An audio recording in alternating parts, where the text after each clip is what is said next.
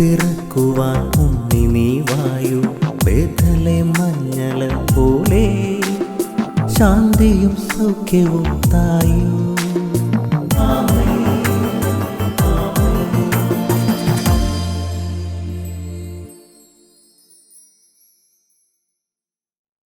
യേശുവിന്റെ ഏറ്റവും പ്രിയപ്പെട്ട പൈതലെ, പ്രഭാഷകൻ 8:5 പശ്ചാത്തപിക്കുന്ന പാപിയെ പരിഹസിക്കരുത്, നമുക്കും തെറ്റ് പറ്റിയിട്ടുണ്ടെന്ന് ഓർക്കണം. നിസാരമായൊരു വചനത്തിൽ ആകാശത്തെയും ഭൂമിയെയും കർത്താവ് മറയ്ക്കുക, ആകാശത്തെയും ഭൂമിയെയും തമ്മിൽ ഒട്ടിക്കുക. നീ ആകാശം മുട്ട ഉയർന്നു നിൽക്കുന്ന അഭിഷേകത്തിലാണെന്നാണ് നിന്റെ വെയ്പ്പ്, എന്റെ നടപ്പ്. അതിന്റെ ഒരു തെളിവായിട്ട് ഇടയ്ക്കിടയ്ക്ക് എല്ലാം ചില വ്യക്തികളെ, പ്രത്യേകിച്ച് പാപത്തിൽ നിന്നും തിന്മയിൽ നിന്നും ഒക്കെ പിന്തിരിയുന്ന വ്യക്തികളെ, ചെമ്മീൻ ചാടിയാൽ ചട്ടിയോളം എന്ന് പറഞ്ഞ് പരിഹസിക്കുന്നു. എവിടം വരെ മാറാനാ?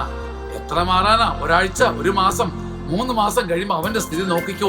ഇങ്ങനെ പറഞ്ഞ് പശ്ചാത്തപിക്കുന്ന പാപിയെ ഒരിക്കലും പരിഹസിക്കരുത്. സ്വർഗം അച്ചട്ടായി നൽകുന്ന സന്ദേശമാണ്. നമുക്കും തെറ്റ് പറ്റിയിട്ടുണ്ടെന്ന് ഓർക്കണം.